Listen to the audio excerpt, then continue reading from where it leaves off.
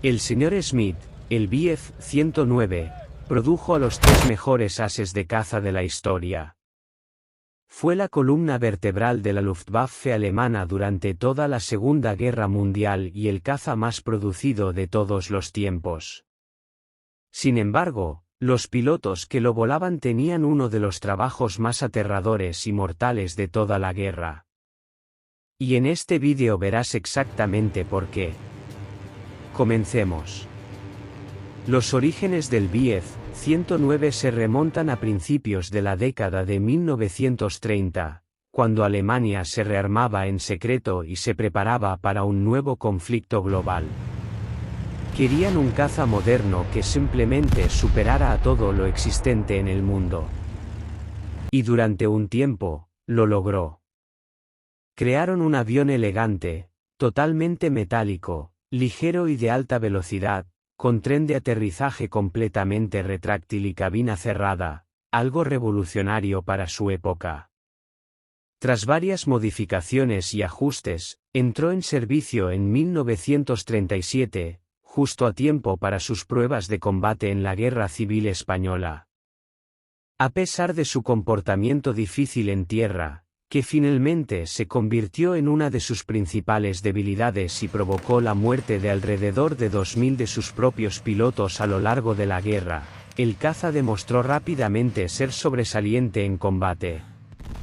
Simplemente superaba a sus competidores con su mayor velocidad y capacidad de ascenso, lo que le aseguró su posición como el caza monoplaza principal de la Luftwaffe durante la Guerra Civil. En España eliminó del cielo a los viejos biplanos y demostró su enorme superioridad sobre los cazas suministrados por los soviéticos. Para cuando Alemania invadió Polonia, el Messerschmitt 109 había evolucionado hasta convertirse en un arma mortal de guerra aérea. Pronto se hizo famoso e intimidante en todos los frentes donde luchó. Desde el norte de África, sobre Europa y Gran Bretaña, y hasta el frente oriental, la Luftwaffe obtuvo rápidamente la superioridad aérea, superando a la mayoría de los cazas aliados. Los pilotos alemanes de este periodo estaban entrenados antes de la guerra y eran auténticos expertos, acumulando enormes cantidades de derribos, con ases que superaban las 20 victorias, algo inaudito en ese momento. Sin embargo, la mayor prueba para el Bf-109 aún estaba por llegar, la inminente batalla de Inglaterra, donde sufriría sus primeros grandes reveses. Pero antes de eso, analicemos rápidamente con qué volaba y contra qué combatía el 109.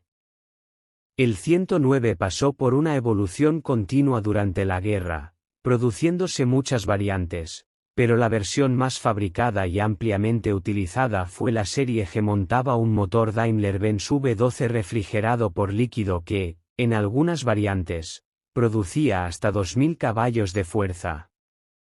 Esto le daba una velocidad máxima de unos 350 a 400 millas por hora. Su capacidad de ascenso seguía siendo de las mejores de su época, aunque su rendimiento en altitudes muy elevadas disminuía notablemente. El diseño, el armamento y las debilidades del 109 también evolucionaron drásticamente, ya que al avión se le exigía cumplir muchos roles distintos. Al principio, su armamento se centraba en 2 cañones de 20 milímetros en las alas y 2 ametralladoras montadas sobre el motor. Estas disparaban a través del arco de la hélice mediante un sincronizador. Más tarde, esta configuración cambió. En lugar de los cañones en las alas, el 109 fue equipado con un cañón de 20 o 30 milímetros que disparaba directamente a través del cubo de la hélice. Este cañón estaba montado detrás y encima del motor, y se combinaba con 2 ametralladoras pesadas de 13 milímetros que reemplazaban a las anteriores de 7,92 milímetros. Esta disposición mejoraba la maniobrabilidad, ya que al eliminar el armamento en las alas se reducía la inercia, y también concentraba toda la potencia de fuego cerca del eje central.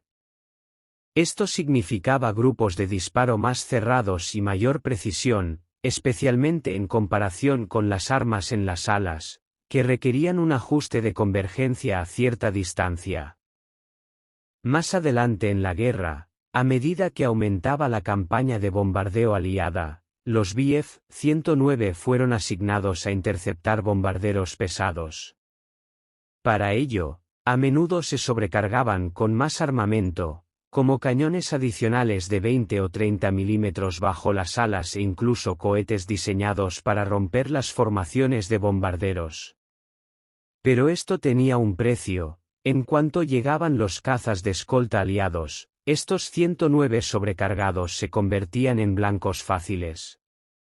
Como mencionamos antes, la batalla de Inglaterra fue el primer gran fracaso del 109. La Luftwaffe comenzó sus ataques bombardeando desde la Francia ocupada, cruzando el Canal de la Mancha y atacando ciudades británicas. Pero antes de enfrentarse siquiera a la RAF y sus recientemente desplegados Spitfire, se toparon con un problema serio: el alcance. El 109 se diseñó inicialmente como un interceptor de corto radio, y su alcance era de apenas 600 kilómetros.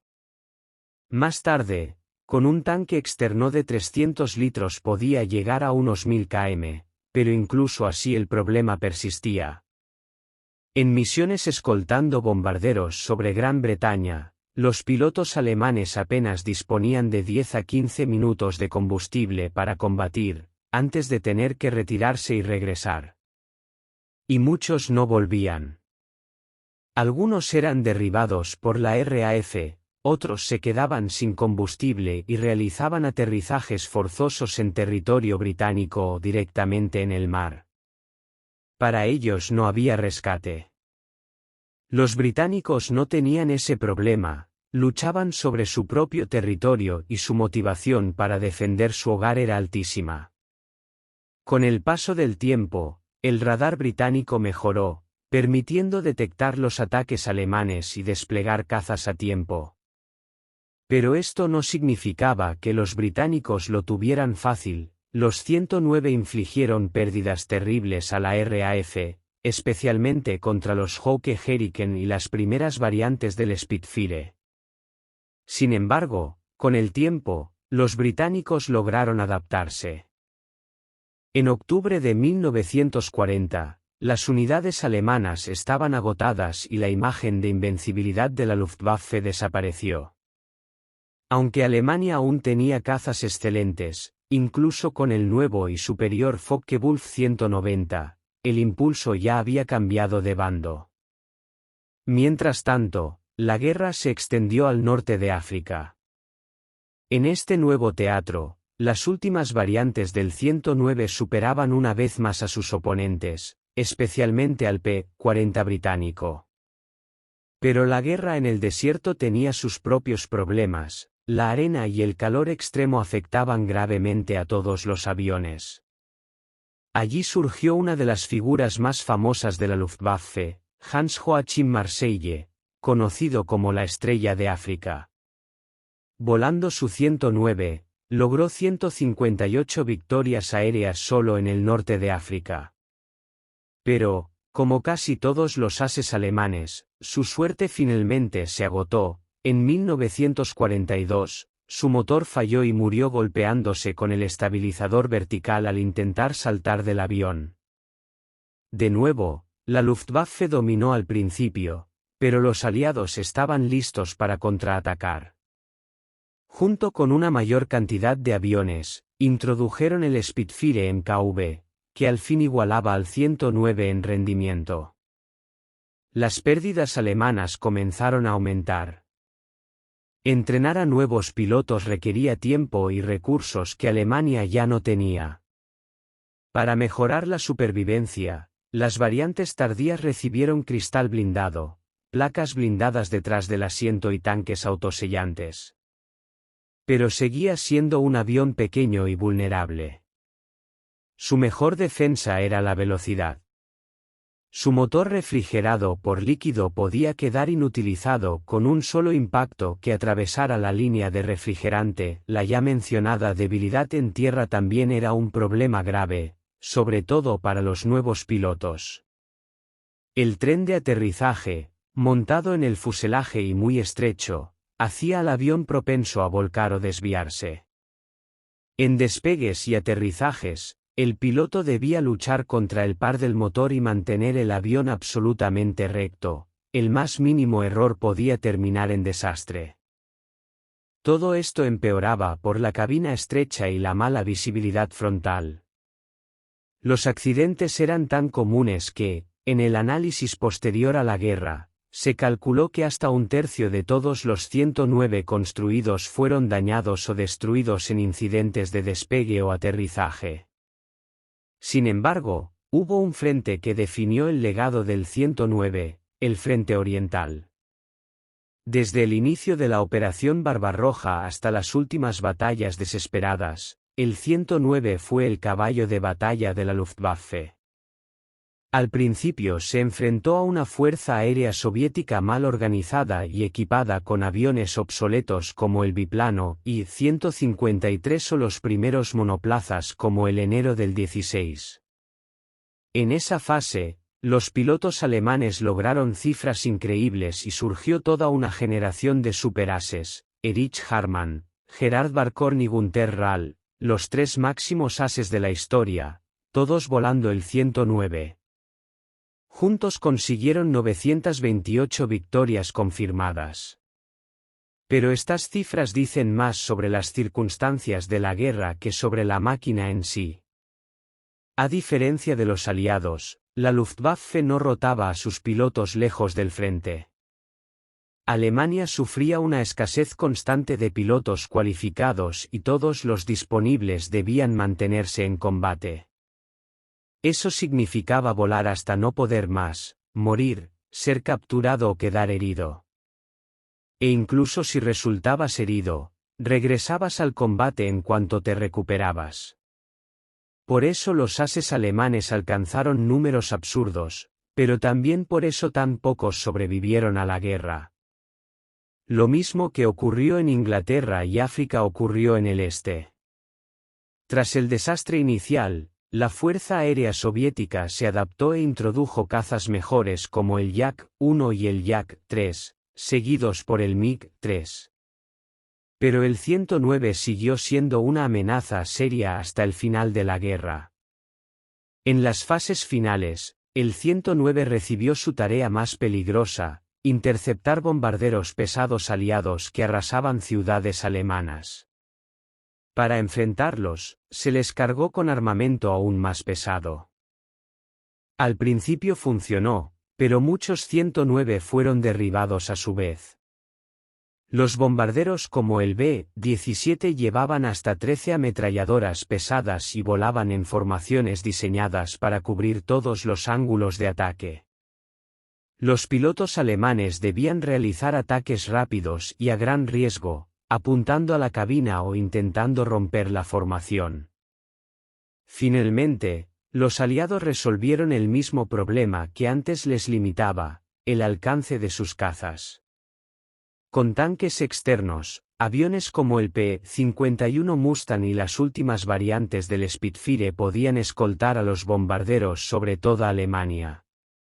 Los 109 quedaron completamente superados. El armamento adicional los hacía menos maniobrables y no podían competir con los nuevos cazas aliados, más rápidos y mejor armados. Al mismo tiempo, la mayoría de los mejores pilotos alemanes ya estaban muertos. Sus reemplazos eran jóvenes inexpertos, muchos apenas adolescentes, enviados a combatir en un caza envejecido contra pilotos aliados veteranos. La Luftwaffe perdía pilotos más rápido de lo que podía entrenarlos. En los cielos de su propia patria, donde la guerra había comenzado, las batallas finales fueron auténticas masacres. En una de sus últimas acciones desesperadas, la Luftwaffe lanzó la Operación Bodenplatte en Año Nuevo de 1945, un ataque masivo de unos 900 cazas contra aeródromos aliados en Europa Occidental. Aunque lograron sorprender completamente a los aliados y destruir muchos aviones en tierra, el precio fue catastrófico. Fue una victoria pírrica, la Luftwaffe perdió decenas de pilotos irreemplazables y nunca se recuperó. Otra medida desesperada fue la creación del Sonderkommando Elbe, una unidad especial de pilotos voluntarios del 109 enviados a embestir bombarderos aliados. Algo parecido a los kamikaze japoneses. El 7 de abril de 1945, unos 180 despegaron en una misión de este tipo. Algunos lograron derribar bombarderos, pero la mayoría fue abatida antes de alcanzar sus objetivos. Para la primavera de 1945, la otrora temida Luftwaffe era la sombra de lo que había sido. Casi no quedaba combustible, y los pilotos entrenados eran tan escasos que nada podía impedir la derrota final. Los últimos vuelos del 109 tuvieron lugar en abril y mayo de 1945 sobre Berlín y el centro de una Alemania en ruinas, en intentos desesperados por detener la aplastante superioridad aérea aliada.